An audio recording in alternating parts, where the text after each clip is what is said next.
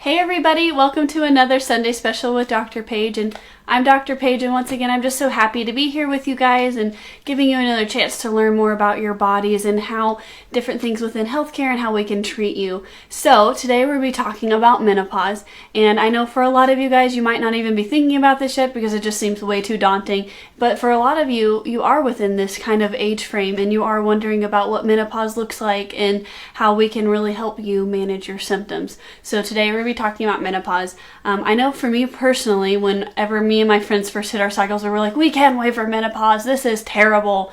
But nobody really explained to us what menopause was and how some of the symptoms of menopause can be equally, if not more terrible than having your monthly cycle. So today we're going to go through and we're really going to talk about what menopause is and get a nice explanation for everybody so that you know, number one, what it is, what's happening to your bodies, or what will happen to your bodies if you're a female and are lucky enough to make it to that age, and also some different ways that you can help self-manage as well as some medical management. So first, menopause itself is when the body stops producing enough estrogen and progesterone to where you're no longer having a cycle, which means you're no longer releasing eggs and you're no longer fertile.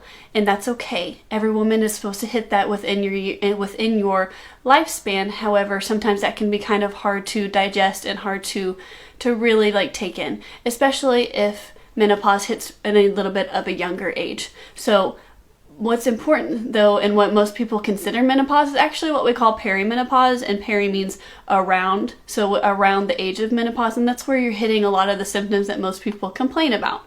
Now, the perimenopause is actually the transition from your normal functioning cyclical body and hormones to that menopause age where you're no longer fertile, but that does not mean that you cannot be pregnant or you cannot become pregnant when you're in the perimenopause stage. So you can experience menopause-like symptoms and still be fertile. So it is important to know where you're at within that cycle.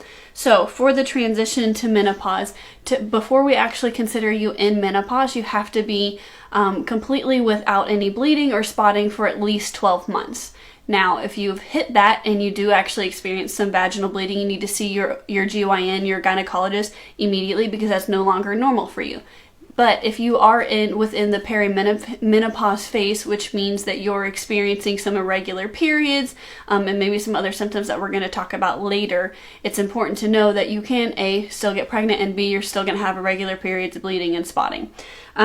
With menopause and perimenopause, this can start anywhere from age 45, it can maybe not start for you until 58. That's kind of your wide range. Most women start experiencing this around 52, but that's just the average. So if you're starting really, really early, I'm sorry, you hit these symptoms real early in life, and that also kind of can start affecting your fertility, so be aware of what your body is doing. But also some women may experience completely cyclical cycles, monthly cycles, until 58, and that's okay. That is still considered normal.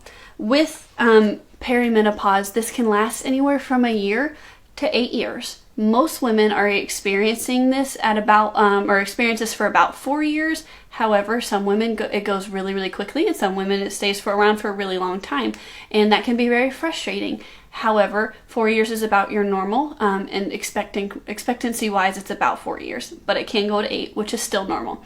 For the symptoms that we're going to be talking about, they do tend to fluctuate because they are hormonal based, and your ovaries are kind of trying to figure it out, and so sometimes they'll release enough, and sometimes they won't. Sometimes they'll release enough, sometimes they won't. Sometimes they'll get in between, so it is very up and down, and unfortunately, it's not as easily figured out as like your regular monthly cycle that goes around and around and around. These kind of are almost like you're on a roller coaster ride.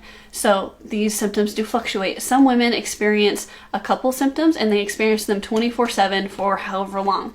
Some women are like, every now and then it just absolutely hits me and I'm dying of a hot flash, or I get really moody, and that's normal. And it's how your body is specifically dealing with this transition into menopause.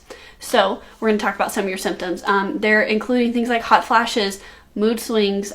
You're also getting into some insomnia, and that, along with your mood flashes, or your hot flashes and your mood swings, can also lead to depression and anxiety. And especially with a lack of sleep, you're kind of getting into a whole bag of worms there.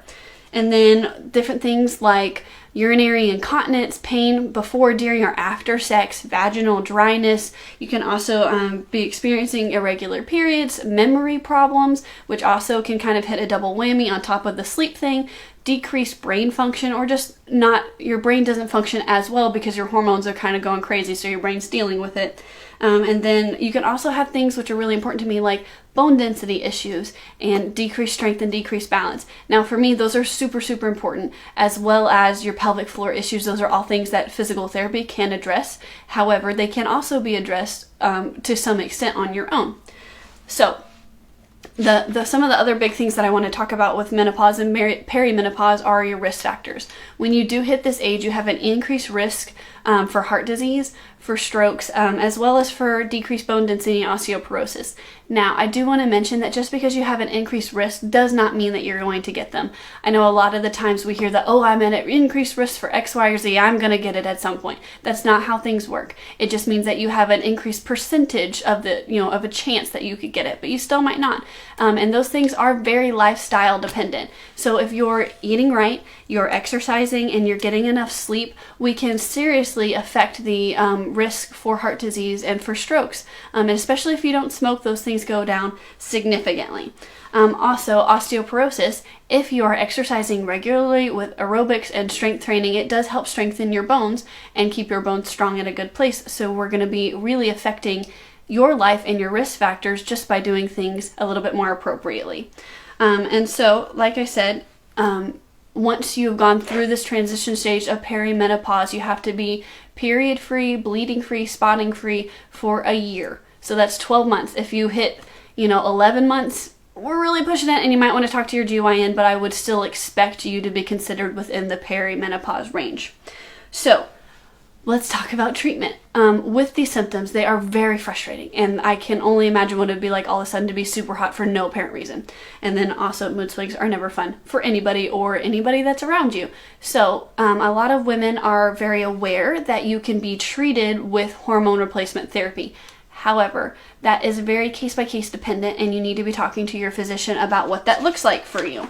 Because with hormone replacement therapy, it does increase your chance for blood clots, for stroke, for heart disease, also for breast cancer. And so for me, personally, that's not something that I'm willing to kind of go with right about now, but I also am not in that phase of my life yet. But for me, I have a history of breast cancer within my family, so those things are a little bit more iffy for me because I already have an increased risk. However, that's for me. What's going to be best for you is completely different. And some studies are actually showing that hormone replacement therapy for menopause can actually decrease your chance of colon or colorectal cancers. So that's exciting, but it's still kind of new. So it's a little bit iffy, and don't take that to the bank just yet. But once again, just because this increases your risk for something does not mean that you are going to get it. It just means that you have a little bit of a heightened chance.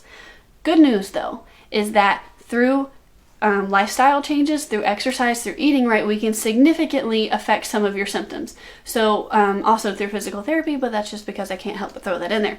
So with aerobic exercise, it is showing that it can decrease the incidence of hot flashes, improve weight gain, improve bone density, improve strength, improve your balance. It can also improve your insomnia and help you decrease your overall weight, and then also improve your brain function. So all of those things are going to affect almost all the things on the front of our list. It's also going to help improve your mood overall. So really getting a good solid aerobic exercise and then also some strengthening is actually a really good way to help self-manage your menopausal and perimenopausal symptoms.